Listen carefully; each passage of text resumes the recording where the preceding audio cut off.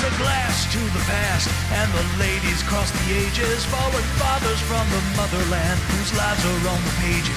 And the bottle said it best when he told us all the world's a stage. So fellas, grab a glass and lift your spirits to the seventh age. Welcome, one and all, to the Seven Ages Audio Journal. It's time once again to pour up a glass and to pull up a chair as we gather together here in our very favorite corner of the Cross Time Pub, ferrying across the waters of time to visit ancient Pleistocene sites across the Americas. And always happy to be here and to bring you guys all along for the ride. Joining me in studio, that is, right here in the Cross Time Pub, are my cohorts of Space and Time, James Waldo and Jason Pentrail. Now, Mr. Waldo, I know that you're going to be ponying up tonight because the water quality in your locale right now hasn't been so great lately. Not that great. Apparently, it's full of manganese, according to the water department. So a little cloudy water tonight. So I took a break from abstaining. I'm abstaining from abstaining, and I'm having a beer. That's a good excuse to have a beer, I think. Jason, why don't you have one too? Why not? I'm here. We're at the Cross Time Pub. It only makes sense, right? Just so you know, my water here in South Carolina is clean and clear as far as I know, but mine goes through a Berkey filter anyway. So there you go. Yeah, that comes in handy. Those Berkey filters, maybe they'll sponsor a future podcast because, yeah, I know. We have this story, and this one really stuck out to me. There's a video included in the link we're going to include in the show notes about this. You know, there's been this conjecture for years that some of the alleged evidence of human presence at the very controversial Cerruti Mastodon site over there in California, that it might not have been a human that was responsible for those alleged archaeological remains. And now maybe the argument for that argument has strengthened because, according to a new paper that was published in the journal Holocene, experts are reevaluating Pleistocene-era sites a little further south down toward Brazil. You'll probably know the one I'm talking about.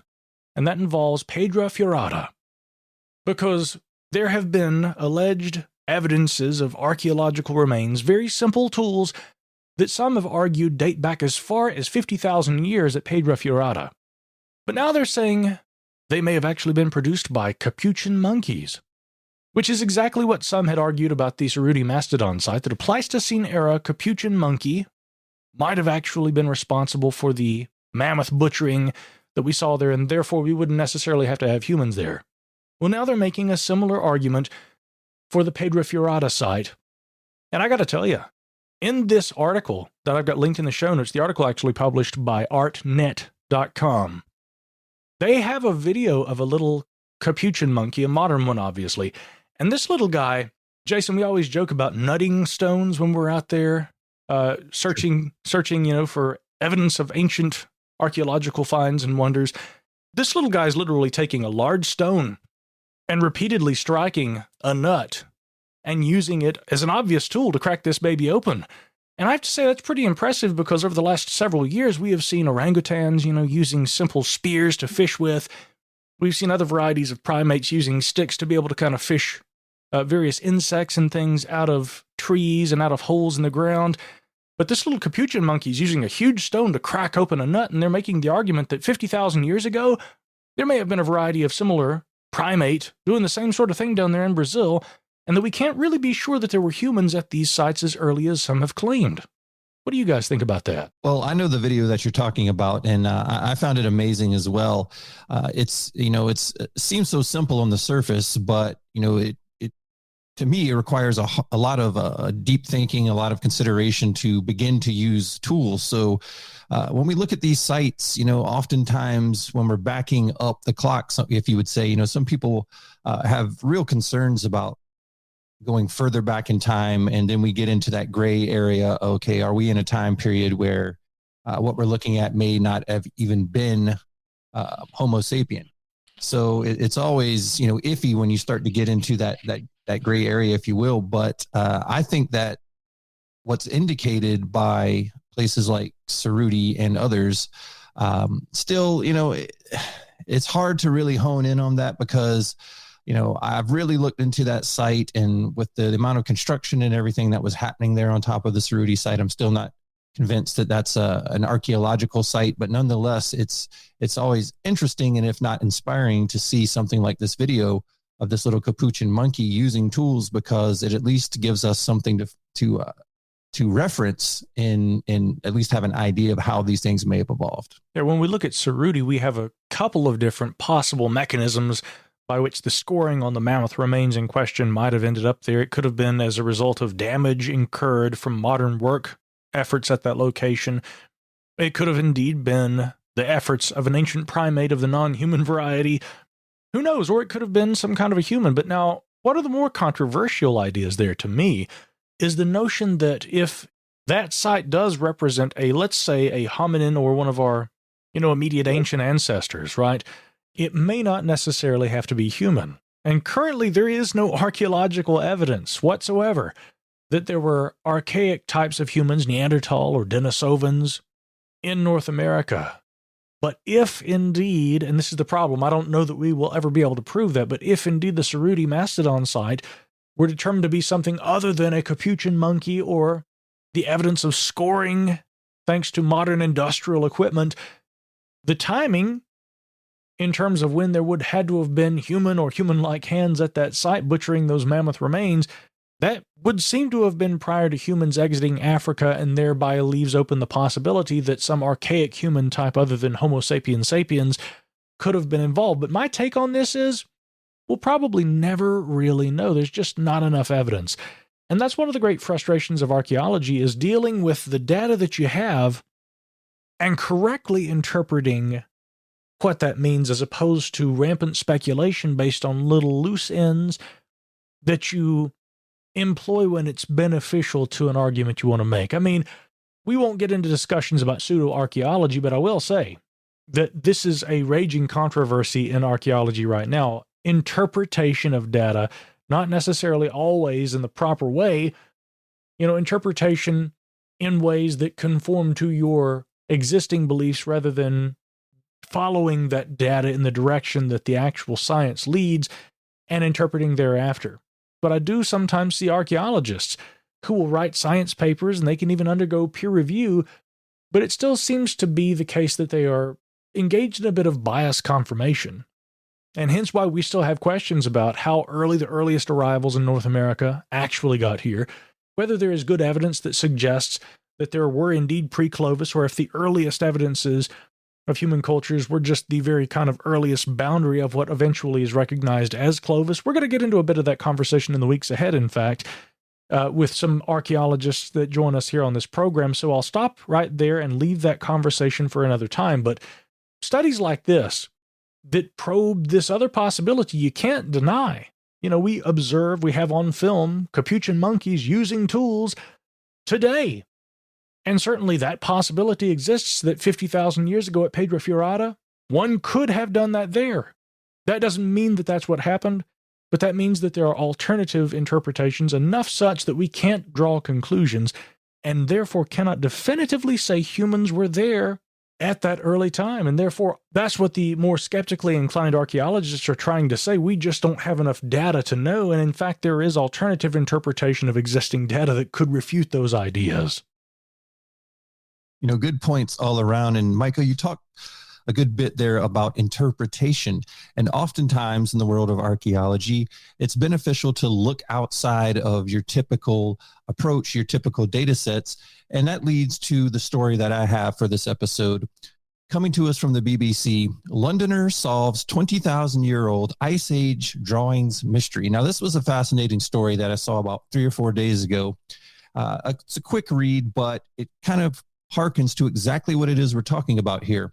A London furniture conservator has been credited with a crucial discovery that has helped understand why Ice Age hunter-gatherers drew cave paintings. Ben Bacon analyzed 20,000-year-old markings on the drawings, concluding that they refer to a lunar calendar. It led to a specialist team proving early Europeans made notes about the timing of animals' reproductive cycles.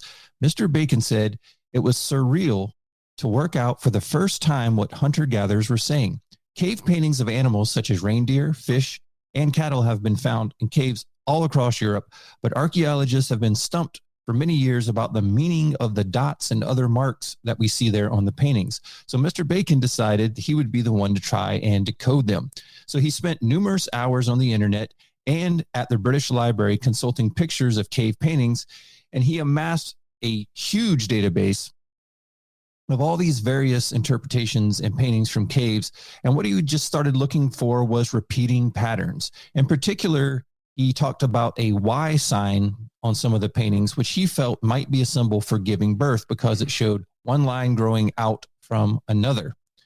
So with his research advancing, he brought in friends and senior academics. They encouraged him to continue with his investigations, despite Mr. Bacon being effectively a person off the street, as they termed it.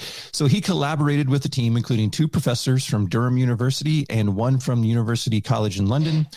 And by working out those birth cycles of similar present-day animals, they deducted that the number of marks on the cave paintings was indeed a record by lunar month of the animals' mating seasons. So the team's findings were eventually published in Cambridge Archaeological Journal. Professor Paul Pettit of Durham University said he was, quote, glad he took it seriously when Mr. Bacon contacted him. The results show that Ice Age hunter-gatherers were the first to use a systematic calendar and records information about major ecological events within that calendar. So in summary, Mr. Bacon talks about the ancestors and his time spent on this project, and he wraps it up with a quote, our ancestors were a lot more like us than we had previously thought. These people separated by us over many millennia are suddenly a lot closer.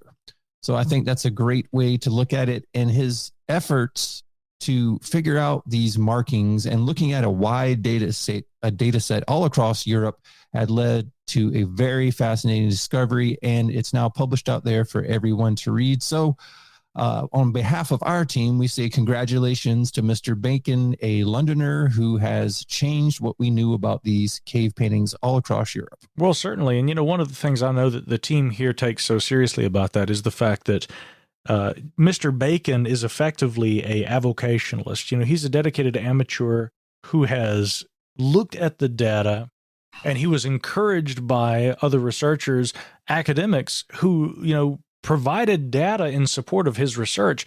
And it just goes to show that in that long tradition of those dedicated amateurs who look at the information, who are willing to look at it and maybe look at it in ways that others hadn't, or notice things that people have never seen before, you can learn new things. There are a lot of different benefits, I think, to having fresh eyes put toward old problems, and Mr. Bacon seems to be evidence of that. A great place if you want to be able to do the same thing, ladies and gents at home, you can follow the white rabbit and go right down that rabbit hole, which will inevitably lead you to the Smoky Mountain Relic Room, one of the greatest locations of a diversity of history. You can learn all about the past, and of course, you may also have an encounter with our good friend, Mr. Chase Pipes, a dear friend of the program, who has joined us on some of our missions out there in pursuit of information about the ancient past. Jason, what's happening over there at the Relic Room these days? Well, if you want to get in contact with Chase, you're going to have to do it from the road, because that's where he spends the majority of his time out there finding all of the wonderful things that they have featured at the Smoky Mountain Relic Room in Sevierville, Tennessee. So the latest things coming into the store, we've got more dinosaurs, can never have enough of those. We've got information on ghost towns, Civil War history, but right now they're prepping for the biggest show of the year. That's right, the 2023 Tucson Gem, Mineral, and Fossil Showcase out there in Arizona. It's one of the biggest events for the Smoky Mountain Relic Room every single year. So he is up to his eyes and prepping and traveling and getting ready for all of the great things out there in Arizona. Now, if you head over to the podcast, Chasing History Radio, the newest episodes are going to talk about the brief history of Christmas. So again, a little bit of holiday flavor there for you. Then over on the YouTube, they have a brand new video on ghost town of Shafter, Texas. So that's all new content, both on the podcast, Chasing History Radio, as well as their YouTube channel. Those are both the educational outreach parts of the Relic Room there. Part of the Smoky Mountain Knife Works. Remember, when you go into the store, you need to head downstairs to the Relic Room. You will find Chase down there when he is in town. But one thing that is always there is all of the fine people that work there at the Relic Room, as well as the many historical items that they offer. So again, remember, you can always shop online as well. That's therelicroom.com. collectively the largest diversity of history for sale in North America. It's fantastic stuff. I love dinosaurs, by the way. And, you know, when I was a kid, I used to love to go look at fossils and learn all about dinosaurs and geology. You know, as I get older, of course, I get even more into the archaeology and not just the paleontology. But if you love dinosaurs like I do, kids at home, you'll definitely want to go check out what they have to offer there at the Smoky Mountain Relic Room. Jason, I also want to give you an opportunity to tell folks about what's happening over there on our Patreon. Patreon, by the way, is not an extinct Paleolithic species. Patreon is merely where you can find additional content from the Seven Ages team. What's happening and hopping over there? The Patreon is continuing to produce more content for you. This is exclusive content for our subscribers. So we're continuing with our normal podcast, The Crosstime Pub. We are getting ready to produce a new episode of our book club that has been doing quite well.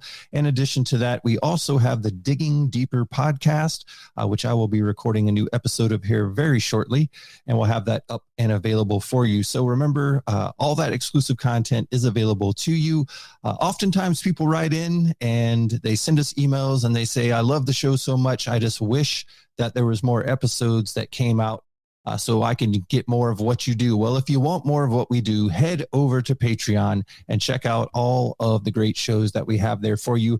Right now, we're sitting right around the 24 episode mark of the main show, The Crosstime Pub. So that's enough to get you started on everything that we do there for you extra. And again, we thank everyone who has joined us there on Patreon. Just search Seven Ages Podcast there on the Patreon app, and you will find us and join us over there. We have 3 tiers of membership, and we're always excited to welcome new members. That's right. We always invite you guys to join us. Don't sit there like a lump on a log. Get involved. You can follow our work online, and you can also, of course, check us out on Instagram, on Twitter, and at sevenages.org. We are always happy to hear from you guys. If you want to email us, we've got those emails right there at the website, but I'll also just mention Jason, James, or Micah at sevenages.org. And with that, guys, it's about time for us to head underwater. Underwater archaeology is something that's always fascinated me, so we should don our diving suits. We're going to talk with Ashley Lemke here in the next segment as we go deep underwater in search of the ancient past right here on the Seven Ages Audio Journal.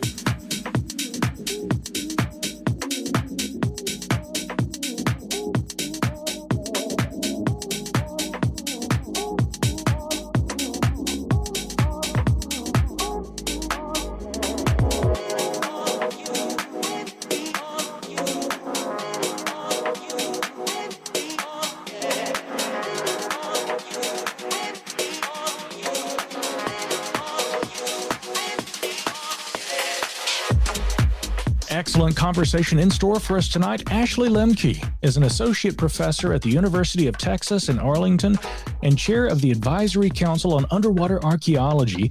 And I'll go ahead and drop that URL right now. That's www.aquaonline.org. She's a leading researcher on the archaeology of hunter-gatherers. She has worked extensively on both terrestrial and underwater archaeological projects from the Lower Paleolithic in Europe to 19th century Nenamite archaeological sites in the Arctic. She's an expert on submerged ancient sites in the Americas and has researched such sites in the Gulf of Mexico, Great Lakes, like we'll be discussing tonight, and Atlantic Ocean. So, Ashley Lemke, welcome to the Seven Ages Audio Journal. Thank you. Thank you so much for having me. Yeah, well, you've been on the list for quite a while, and we're excited about the topic tonight because it's sort of the future of archaeology, if you will. We often talk about everything that's going on, around our coasts and submerged landscapes and all of those things and how important they are to the history of not only the United States, but the entire world for that matter. So I want to start the conversation there tonight. Many times when we talk to our guests, they kind of describe how they weren't sure they wanted to be an archaeologist until they got to college and they tried a few different things, took a class or two, and then ended up being an archaeologist. But let's learn a little bit about your history. What led you to this career in archaeology, and then specifically why underwater archaeology? Oh, I knew. I knew from a really young age that I wanted to do something like this. I was that kid that, instead of cartoons, I would watch the History Channel and just absorb, all these documentaries about Egypt and Greece and Rome and the ancient world. So I was always really interested in archaeology from a really young age. I will say it was my sister actually who took a college class in anthropology, and she's a couple years older than I am, and she was like, I think this is what you want to do. Archaeology is kind of this section of anthropology. It's this broader field, that just studies human culture. So it was kind of her college experience that led me at least to the right classes and professors to take me to doing archaeology. But in terms of studying, the ancient world in the past, that was something I was always really fascinated by. Underwater came later, so that might be more similar to other people's career trajectories. I grew up in Washington State on the water, so I was always near water and liked boats. A lot of my family's Navy, actually. But the underwater archaeology part of it, because it is so new, that was something that I kind of lucked into when I was an undergraduate. I was working in a lab, and there was a researcher there that happened to get some money to go on an underwater project and was like, hey, do you want to go? So I went to the Gulf of Mexico. That was where I did my first underwater project, and I got hooked from there. And I still do both. So I work on land and underwater, but that's kind of where it started. Do you have a preference, though? You'd be underwater more if you could be? I don't know. I probably, it's weird. When I'm digging, I'm like, my hands are so dirty, but it's great. And then when I'm on the boat, I'm like, oh, this is so wonderful, but I miss my dirty hands, I try to do both every summer to keep my hand in. Spoken like a true archaeologist indeed. Yeah, absolutely. So let's talk about that for a moment, because many of us have worked on, excavations and sites at different areas of the country. But when we're talking underwater, it's still something that's being developed in a lot of ways, and you're still discovering best practices for that type of archaeology. So what would you describe as the main challenge to underwater archaeology versus what we would typically see on a land excavation? I'm so excited for this whole conversation. So the archaeology underwater, it started in the 70s. So as soon as scuba diving was commercially available and more people could do it, archaeologists were some of the first scientists to strap tanks on their back and go look at sites. But so much of it since then has been shipwrecks and historical archaeology, which is fascinating. And it's an amazing field of study. There's so much we know about the historical world from shipwrecks that we wouldn't know otherwise. But what's really challenging now is only in the last several years, we've realized how many truly ancient, prehistoric, old sites are underwater and entire landscapes that are submerged. And the shipwreck folks don't do that. That's not their wheelhouse. They use historical records. They're looking for boats. They don't do the landscape. They're not looking at the different kinds of questions we ask when we're studying prehistoric peoples, before agriculture, hunters and gatherers. So that's one challenge is honestly an intellectual one, because most of the people who do underwater, those aren't the research questions they're used to asking for a lot of the sites we're finding now. And the other thing is underwater has always been kind of caught up in this, somebody referred to it as technophilia in an article once, but there's a lot of gear. There's a lot of stuff. And it's not the same that you would use, of course, right, on a terrestrial archaeological site. There's sonar, there's all these different kinds of techniques and tools and methods that you would just never use on land. So the intellectual one is one. And then the technology side of things, I love sonar and I could be a sonar operator tomorrow and that would be great. But, terrestrial archaeologists aren't learning sonar techniques in their classes. So some of it's just that technology that there's a barrier there, I think, for people to just jump in or dive in.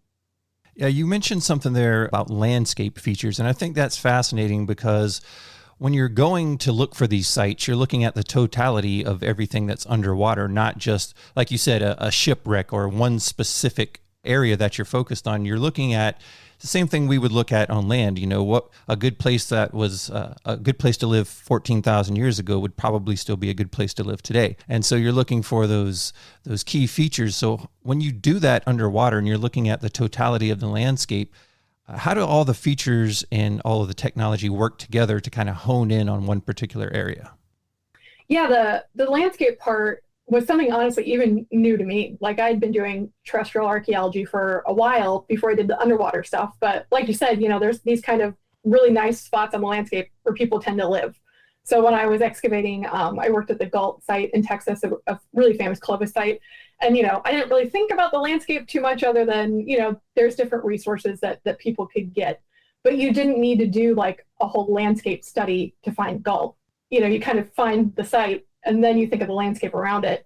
And doing submerged prehistory is entirely the opposite.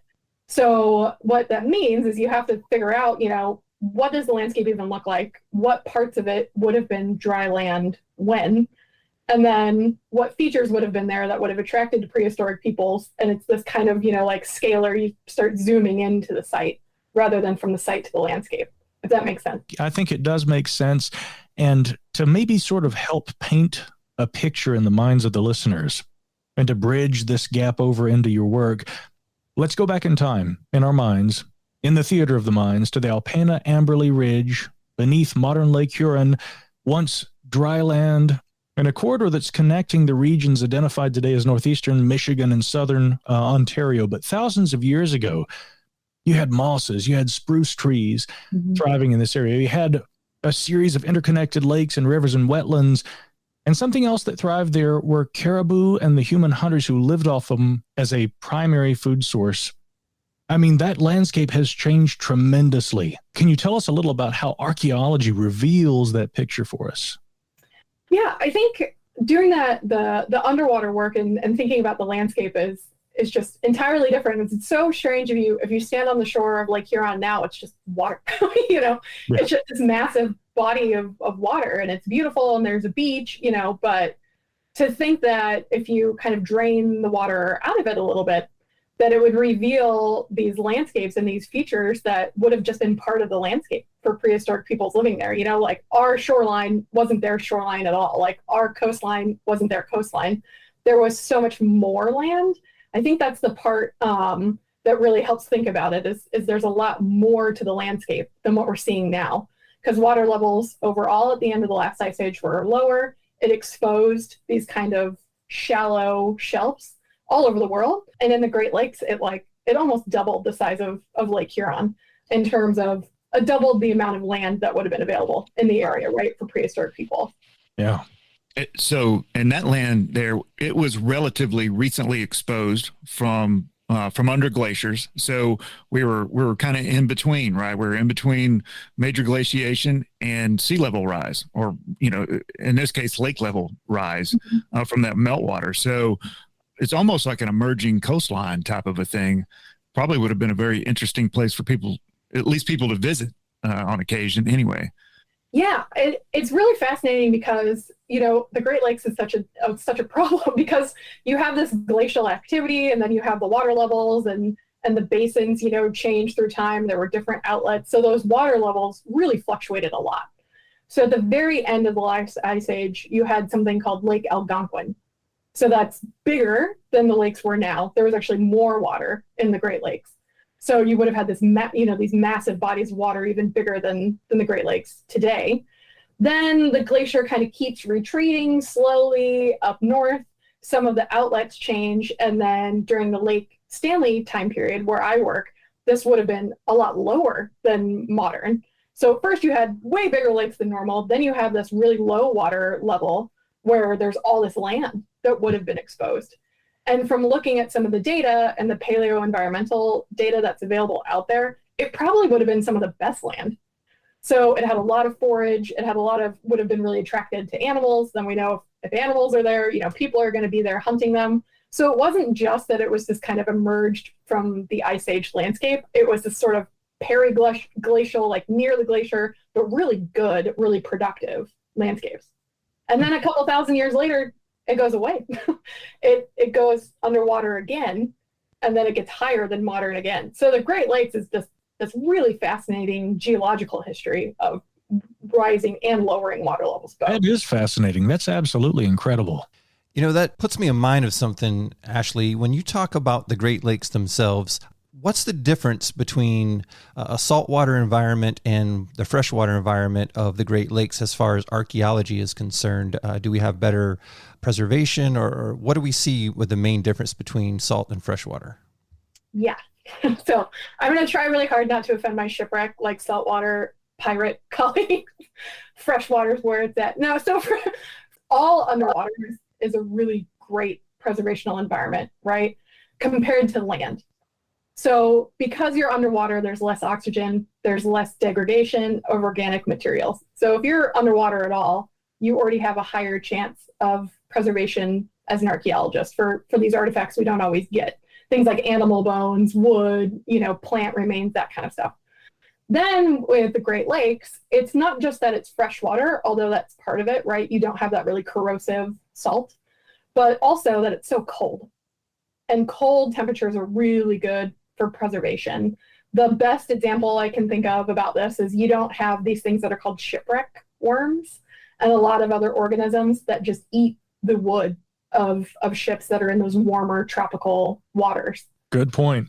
Yeah. So you don't have that because it's so cold and it's fresh. You just don't have all those organisms that tend to break down the organic materials, i.e. the archaeological sites and materials that we're really interested in. So freshwater, it's challenging. Like, the Great Lakes are not an easy environment by any means. The cold water isn't an easy place to be always, but it is better in terms of preservation for sure. Well, that brings something to mind because, again, we often focus so much on the rising and falling of the sea levels over the last several thousand years, the glacial melt at the end of the Pleistocene as we're entering the Holocene, and the idea that, out there on the coastal regions, and this is true, you're going to find a lot of archaeology.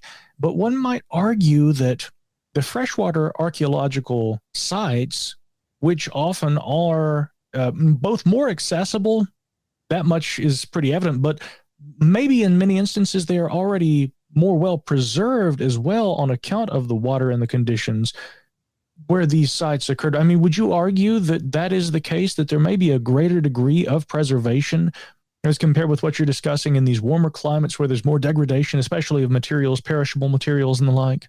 Yeah, I think so. I hadn't thought about it that way before, but I think it's similar for like land archaeology, like there's amazing preservation in the Arctic, for instance, and tropical jungles, like not so much.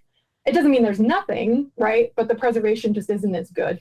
So you always working in these environments, have these different levels of preservation. But it's not just the Great Lakes. There's other lakes, there's other rivers, there's all these freshwater kind of inland waterways that you're right are going to have a really good chance of preserving some really unique archaeology. Yeah.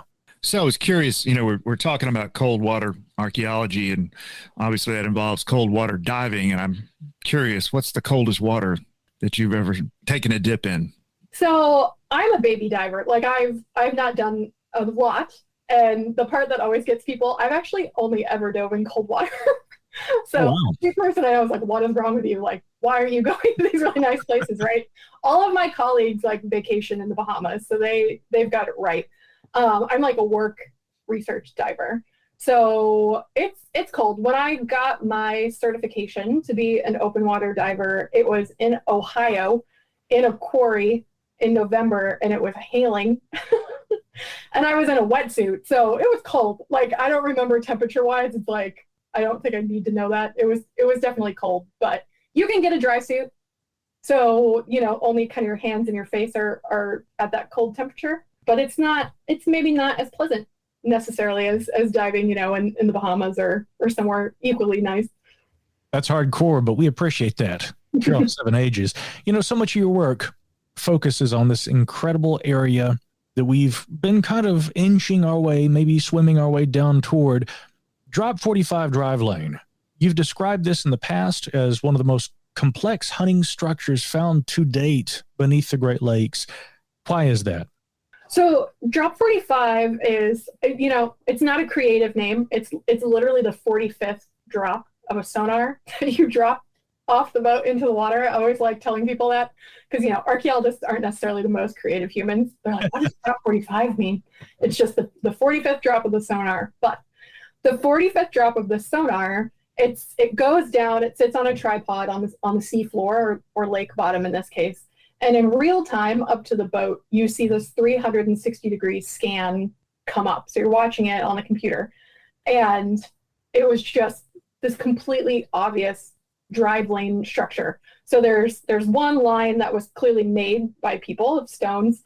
And then there's another line that goes next to it that is kind of part of a natural cobble, like just pavement that's next to it. But it just looked like a highway, to be honest. Like you're just looking at this thing and you're like, this isn't natural. You know, there aren't going to be these two perfectly straight lines with this distance in between. And we had already started looking at other archaeological sites in the Great Lakes at this time. And we've never had one that was just so apparent from like the first photograph or the first sonar image. So it's complex because there's drive lanes, which are straight lines used to funnel animals into a certain place you want them to go, kind of like a corral. Yeah. And then there's also hunting blinds that are associated with it. So it's not just like a hunting blind individually by itself. It's not just a line, you know, kind of a trap by itself. It's this really elaborate structure of all these different pieces functioning together.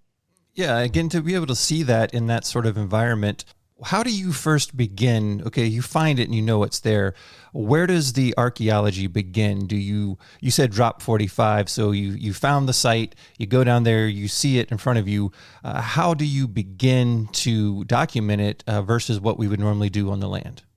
Yeah, so remember, we always do paleo environment first. So we'd done a big study of the paleo environment and then had zero in on a region that looked like it was kind of a hill, like an overlooking area where you would see animals kind of migrating down below you. And it's right on the military summit of that hill is where drop 45 is. So it's super cool because it's exactly where you would think, you know, basically like the animals can't see you until it's kind of too late. So start big picture, you know, paleo environment, think about strategic places on the landscape. Then you find drop 45. Then you have to start the documentation. And in many ways, it's similar to what we do on land. It's just kind of different techniques. So the sonar is almost equivalent to kind of like an aerial shot through drone. If you want to think about it that way, that you would do on a site. So you kind of see that bird's eye view layout. Sure. That's what the sonar showed us. Then you go and you really want to make sure it's human made, right? Because you're still looking at a sonar image. That one was really obvious. But you send down a remote operated vehicle first. So ROVs are completely pivotal to underwater archaeology because they're robots. They don't get cold and they don't need air, right? They can stay down there in that like 30-degree water as long as you have power. So we start with the ROV first. I'm the pilot of ours. Its name is Jake. Jake has a Facebook page. It is a robot with personality. So that goes down and you just start doing video documentation of everything. You kind of swim around the site, take different angles, start looking for artifacts or maybe other things, seeing if it looks natural, what the setting is like, the immediate setting around the site, and then scuba divers go and start kind of excavating, right? Like we do on land. So I think it's that sort of pre-excavation documentation that we spend a lot of time on in underwater. There's a lot of sonar images, a lot of photographs before we ever excavate. Because as soon as you start digging underwater, it makes huge clouds of dust, right? Well, I was just about to ask about that. You know, in the past on this program, we've spoken with Dr. Jesse Halligan about the Paige Ladson site and some of that innovative work they've done down there. And I have to imagine that carrying out the actual physical excavation there underwater is challenging, to say the least. And now you add to that, it's not going to be the nice temperatures you'd expect in Florida. It's going to be a little colder. There are other factors that come into play. Can you kind of outline that process for us a bit? Yeah, I'm so happy you talked to her. Jesse and I were on a boat together in the Gulf of Mexico, my first project. They've got it, I was going to say better in some ways and worse in other ways. So it's like black where they're at. There's so much stuff floating around in the water down there. And you guys don't have alligators up there. We do not have, no. I don't have alligators. I don't have sharks. Like I said, freshwater is like the place to be. So we only use natural light. So you don't have that. We have really good visibility in the Great Lakes. It's like crazy. It's all due to invasive species, which is zebra mussels, which is not great, but we have like Caribbean visibility. So that's one difference. You don't have so much that like, you know, you need flashlights or any of that. Paige Ladson has these really thick deposits of sediment, and we have really shallow sediment. So we don't have to like dig through multiple meters of dirt to get there, which is great. The little bit of sediment that's there, some of it's sand, some of it's clay, depends on the context and the site. The one thing that I think is another good comparison to Florida is they use what's called an airlift. So it's basically you're using compressed air. It's kind of like an underwater vacuum cleaner, basically. You use compressed air and you kind of fan out the dirt. The airlift will suck up the dirt, and then you'll have artifacts collected in a bucket or in a screen. So they did that in Florida. So we talked to them and we're like, this is great. We're going to use this in the Great Lakes. We took it underwater and it froze. Oh, no. Yeah, the tank that's doing the compressed air froze. And we're like, well, they don't have that problem in Florida. So, there's part of the part that's so fascinating and so fun about doing this work is like everybody's learning. It's a brand new field of underwater doing this prehistoric stuff. So, we tried out a technique in Florida and it didn't really work. But now we just hand excavate and put it in a bucket. Wow. So I'm again envisioning this. Are you gridding things off? Are you doing the same sizes that you would do on land, 1 by 1, 2 by 2? How does that process work? We started out with Drop 45 in particular, basically doing the equivalent of shovel test, because it's a pretty big site. It's about 30 meters, that drive lane in one direction and about 10 in the other. So you couldn't go down there and you can only be on the bottom for about 25 minutes. So you have these really real time limitations, where you can't go down there and dig 1 by 1s, all day long, every day, like a regular field season. So we did basically just little hand excavated, 20 by 20, like I said, the equivalent of a shovel test, screened it on the bottom. That's how we discovered that big cloud of dust, put it in a bag, and then, went 5 meters, did it again, swam another 5 meters, did it again. So that was the first way we did it. So just like a shovel test on land, there's just a way to do it underwater. We have set up 1 by 1 grids more recently at Drop 45 and some of the other sites. Once we have found artifacts and we know that, you're kind of looking in the right place, then we'll lay out meter tapes and do grids. A lot of the really classic shipwreck excavations in the Mediterranean just build grids over top of shipwrecks. And we haven't needed to do anything like that. We just take down tapes and kind of lay them down at a time and then excavate a square and then swim away. Right. Yeah, that's fascinating. Now, this particular site, we've mentioned Drop 45. How far out from the modern day shore is that, and what is the depth of water for that particular site? Drop 45 is 35 miles offshore. So we're not anywhere near the coastline out on the Alpena Amberley Ridge. It's connected to the modern shores, right? So you could follow the ridge, but we work offshore in the Great Lakes. So it's 35 miles offshore, and Drop 45 is in about 110 feet of water. Okay, so we have to back up here just a little bit. How did you identify that site 35 miles offshore at that depth?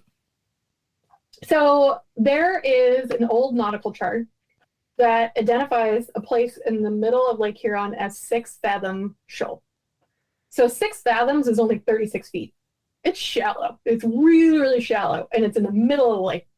So it's been on nautical charts for a long time because, freighters and these big boats need to know there's this, this really shallow place in the middle of the lake where you'd think it'd be really deep.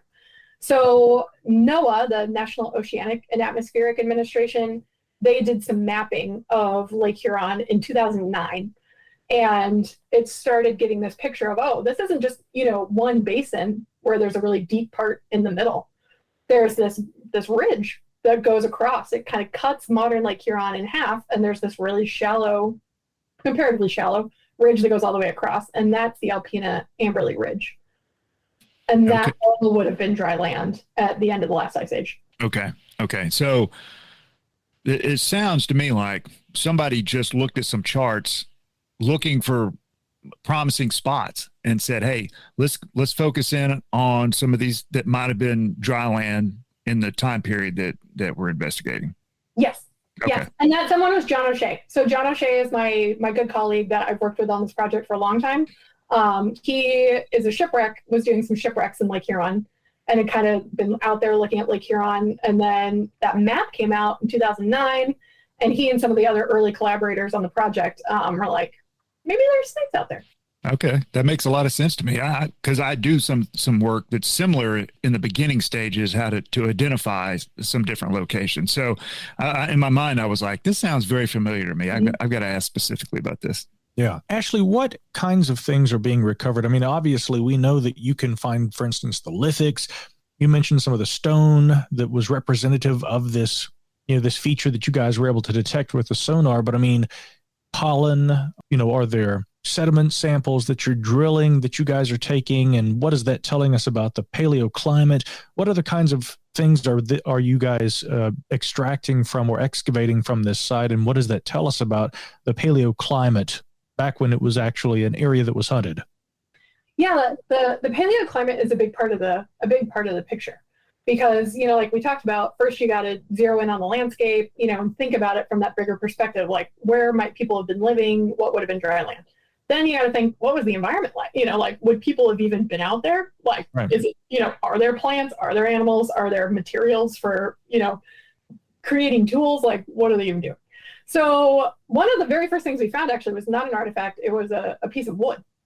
And, for being someone who's a terrestrial archaeologist, like finding a 5-foot piece of wood is like unheard of.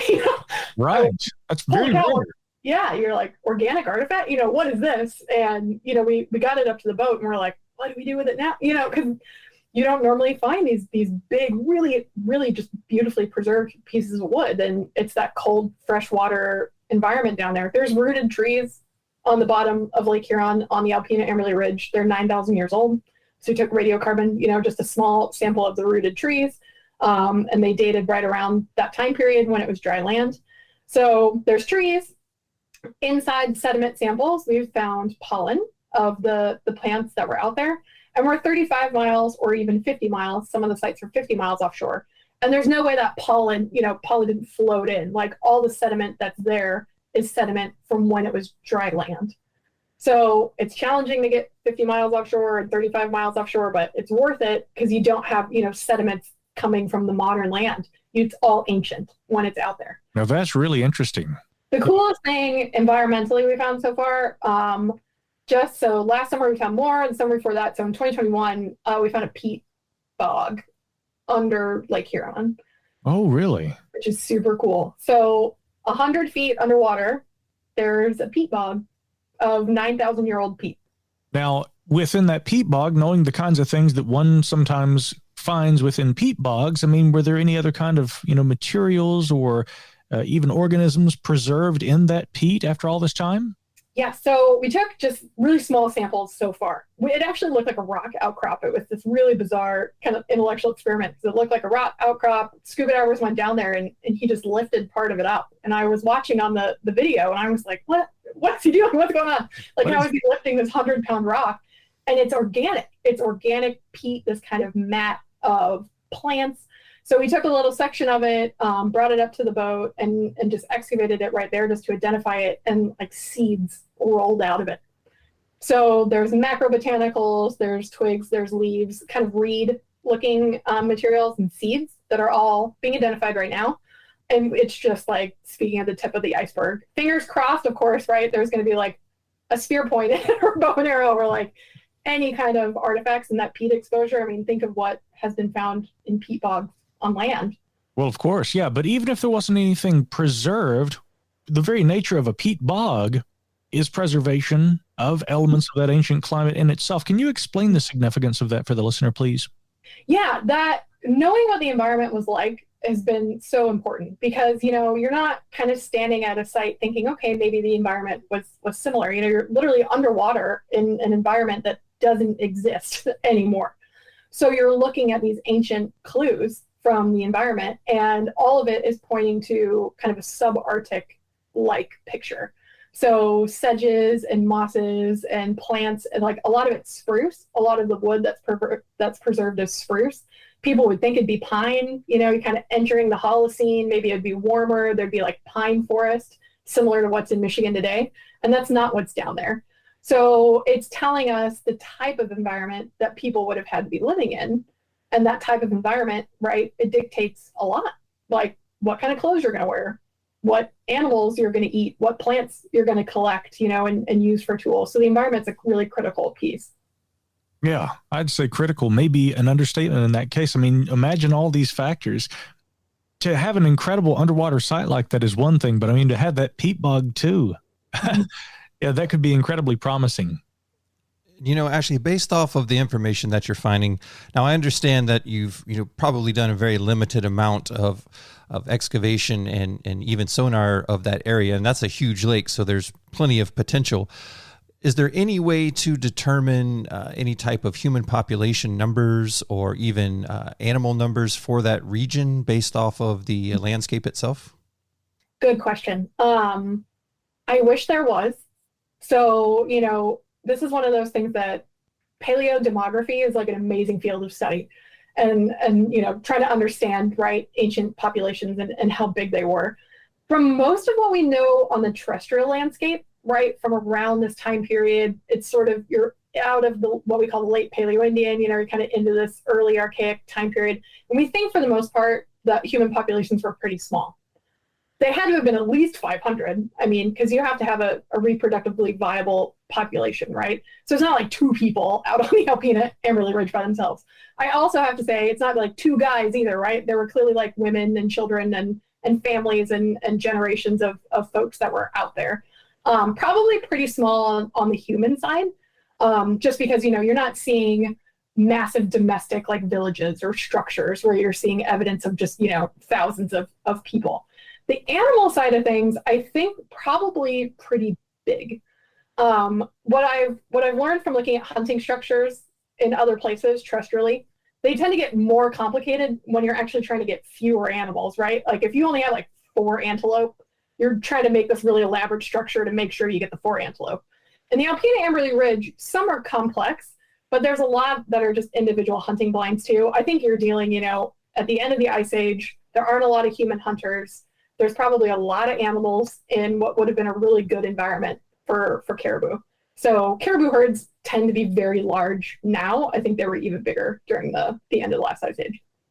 So do you think this was more of a permanent or semi-permanent population of people, or was this like a seasonal hunting ground, you think? Right now, seasonal. And I think that's probably going to remain the case. The hunting structures are oriented in different directions for caribou migrating different ways.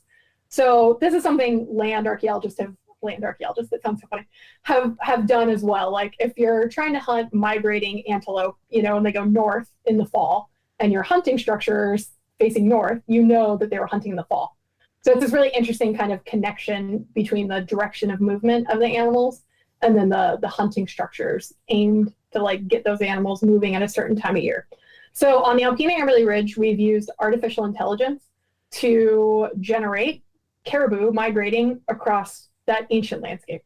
So using computer simulations, like agent-based modeling, a lot of that work to simulate maybe how many caribou were out there, what ways they were going. Right now, we know that we have hunting structures for the fall and the spring.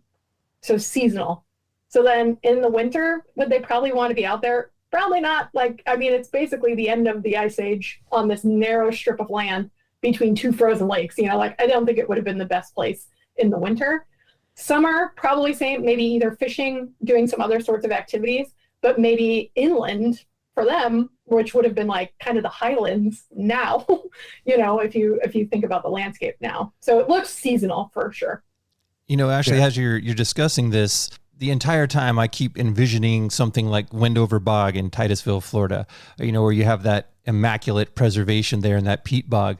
So as you continue to hone in on these different areas, is there one particular type of thing that you're looking for? Is there a goal in mind? Are you continuing to focus on the hunting structures, or are you hoping to kind of hone in on maybe a village site, or not a village, but a hunting camp, something like that? When you set out to do the archaeology, are you just seeing what's available to look at, or are you specifically looking for certain features? In the beginning, it was proof of concept. Right? No one was like, oh yeah, sure, you're going to find 9,000-year-old stone constructed caribou hunting blinds with, obsidian artifacts in the middle of Lake Huron. Like nobody thought that, and including myself, right? Including our team, no one had a good idea of what we'd find out there. There was a lot of speculation from like the terrestrial archaeology world, like, okay, you're probably going to find like this type of projectile point. And that's not what we found. So the very beginning was proof of concept. Like, can we even do this? Can you do, 9,000-year-old submerged prehistoric archaeology, 100 feet of water, 50 miles offshore in the lake? And is it going to be preserved? Like, if there were people even living there, is it going to have preserved for 9,000 years? So as the research moves and develops, I mean, I'm feeling pretty confident that like the proof of concept part, like box checked, right? Like we can do it. We've done it. We know a little bit more about the people. The hunting structures were what we found first. So a lot of the research questions then turn to, okay, what are they hunting? How are they hunting? How is their economy organized? How many people were working together to hunt these animals? Kind of, what the seasonality would have looked like. How were their lives like? Now you kind of have these new peat bog exposures. So we're looking at environmental and ancient DNA is like where the project is going now, right? Because ideally, like fingers crossed, if you have 9,000-year-old seeds preserved, hopefully their DNA will be preserved as well. So that can give you environmental information, even above and beyond what we already have. Maybe get some traces of the ancient animals and even the people that were out living there. So doing that kind of peat bog has given us the opportunity to explore a different technique and a different method and see how that goes. And then the last thing is connecting, honestly, like what we've learned about prehistoric peoples in the Great Lakes region from the underwater record to the terrestrial record, because it does not jive very well. Like I'm not finding mammoth hunting tiny groups of people out there, with like big giant spear points. Like all of the stone tools we have are very small. So there's something going on here. And is it the unique environment? Maybe. Is it the different landscape? Maybe. Is it just different groups of people? Probably, So trying to connect the terrestrial and the underwater records, I think is going to be the next step. So one question I always ask when we talk about these paleo sites, because my geologic interest is usually one is where was the church source, but really what I want to ask is where do you think they got that obsidian at? So we know where they got the obsidian from. You do? Yes. So years ago, we found these two obsidian flakes. And we had found something that we thought might be obsidian before, and it ended up being coal. So we were kind of like, like it's probably just some weird chert, or something that we hadn't seen before. And a graduate student came and worked on the project and was like, this is obsidian. And we're like, maybe. And we ended up working with 3 different labs across the country with a number of researchers and, doing geochemical analyses of those 2 artifacts. And they are from Eastern Oregon. So they're from the Wagon Tire obsidian source in Eastern Oregon, over in that part of the world, right? There's a lot of, in that mountainy region, there's a lot of different obsidian sources there that prehistoric peoples use quite a lot. Wagon Tire isn't one of the more popular ones in that area. But yeah, 3 different labs work together with a couple different methods to trace that obsidian to Eastern Oregon. Wow. I suspected it was from Pacific Northwest because it's huge deposits of obsidian there, which is, I mean, let's be real, it's kind of unusual, honestly. Well, James, let's combine the geology with the archaeology real quick. Yeah. If I may jump in. I mean, so Ashley, what does that tell us about the possible movement of these people? Were they coming from the Pacific Northwest? Were they trading with people from that region? I mean, or can we even tell? See, this is like, then, you get one of these results, and as the scientist in you is like, yes, this is so cool. And then the scientist in you is like, what? What does that even mean? And then you have to explain it. So it's 2 artifacts. What it does show is we know where the obsidian came from. Like the geochemical tracing of obsidian is a really good science, that the people have been working on that are not me for years. So it's a really strong signature that it came from Eastern Oregon. I don't think it's very likely that one person, like from Oregon walked, the 4,000 kilometers to the Great Lakes. Do I think that hints at a trade and exchange? Probably, because they're people, just like we are, you have relatives that live in different parts of the country. I think people moved around a ton on that landscape. We know that from terrestrial sites, you're getting stuff kind of from all over. The difference between somebody getting it like a direct procurement thing and then trading with a different group of people, you all know it's very hard to tease out archaeologically. You just know that it's not from there and it had to get there somehow by people, right? There's no geological mechanism that's dragging obsidian, from Oregon to 100 miles, 100 feet underwater in Lake Huron. So it had to be people The specific nature of those human interactions is trickier and something that, you kind of have to fill in the dots. Like, I think we got to try to track wagon tire in the intermediate space on land, right, between Oregon and the Great Lakes, and see if you can pick up those signatures. Yeah. And, as I'm thinking about this network, for some reason, there seems to often be some real strong opinions about the use of early boats and canoes and things like that around that time period. So being that you're working directly on a lake structure, has there been any indication at all of the use of vessels on the lake as far as canoes, boats, anything like that, or even in those trade routes, moving things much faster along the river routes? Have you seen anything like that to indicate it? So, full transparency, there's one piece of modified wood underneath Lake Huron that looks like it's part of a kayak. But we've dated it and dated it and dated it and dated it, and it's like 800 years old. So it's either, then you get into questions like, are the radiocarbon dates contaminated, but we dated the cellulose in the wood. So for a while we had that modified piece of wood. It's clearly modified by people. It's not natural. It doesn't look like a stick. There's engravings. There's like shaping. So there was that, and we had like the fingers crossed, and that would have been really cool because there haven't been kayaks traditionally in the Great Lakes. There's been canoes.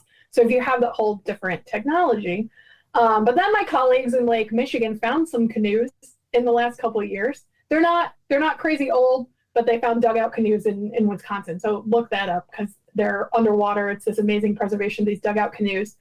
I think people had boats. I am always a firm believer that like people who lived long ago were very complicated and sophisticated humans, and they could do everything we could do. Like, I published an article about Clovis artwork, and people were really skeptical about that too. And they can draw on rocks.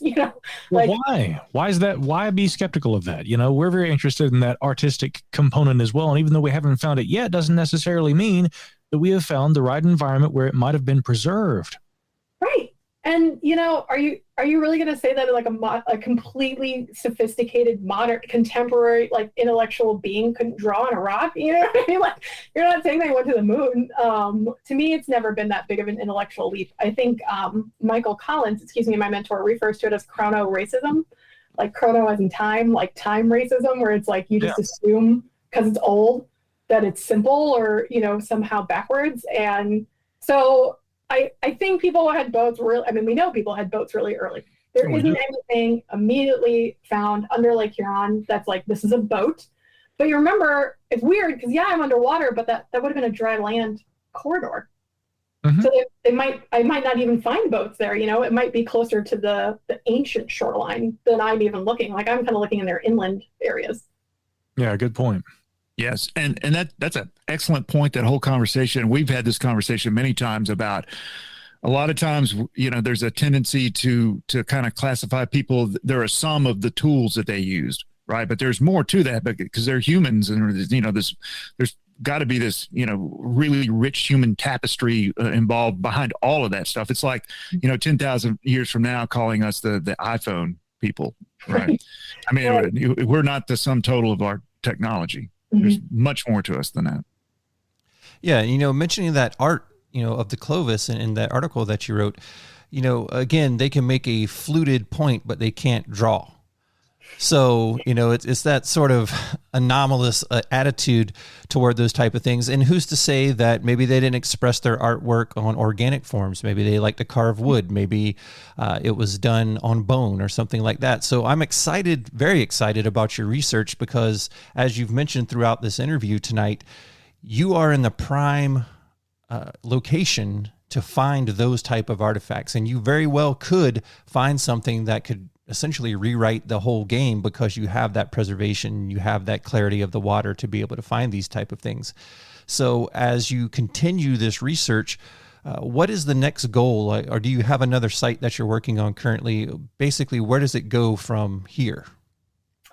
Yeah, I told someone just this week, I'm never going to be out of a job, which is a really great place to be because just thinking of Lake Huron by itself is massive, and then if you expand to the Great Lakes, then you got 4 more, they're massive. And then I've actually have a project in North Carolina, off the coast of North Carolina in the Atlantic Ocean, that I'm just starting to work on. So that project is, I've spent all this time in the Great Lakes. We have this team, and we've kind of built these methods for doing, prehistoric, old archaeology, 10,000-year-old archaeology in an underwater setting.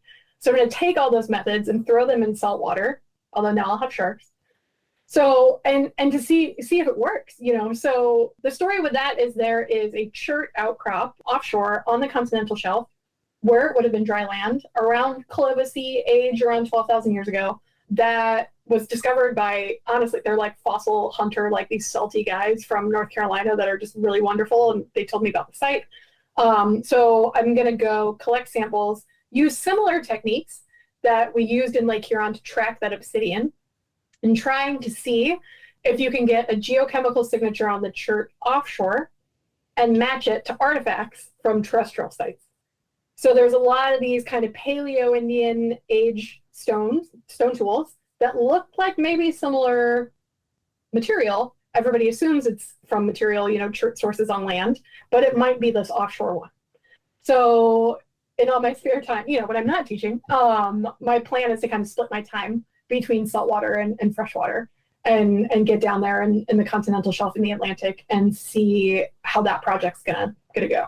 Fellas, get your scuba gear. We're going to have to lend a hand. I'm based right here in North Carolina. Jason's not very far away. James, he can fly in very quickly. Brilliant. We may have to come help out, but this is incredible work that you are doing. And like you said, you'll never be out of a job, because right now, Ashley Lemke, you are on the cutting edge. And so I appreciate you being here, and thank you for joining the team here tonight on the 7 Ages Audio Journal. Yeah, thank you so much for having me, you guys. It's been awesome.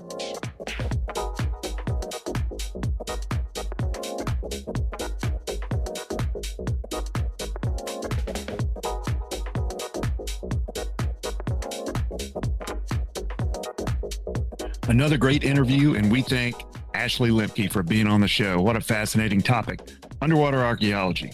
Oh, man, one of the best. Really, arguably the most important archaeology probably related to the Pleistocene is out there under the ocean surface, because those hunter-gatherers who were walking those ancient coastlines, which were much further out, living off of the resources that the water provided, the archaeology that was left there, which is inaccessible to us today, one day I hope through remote technologies and drones, it's going to become a whole individual discipline within archaeology.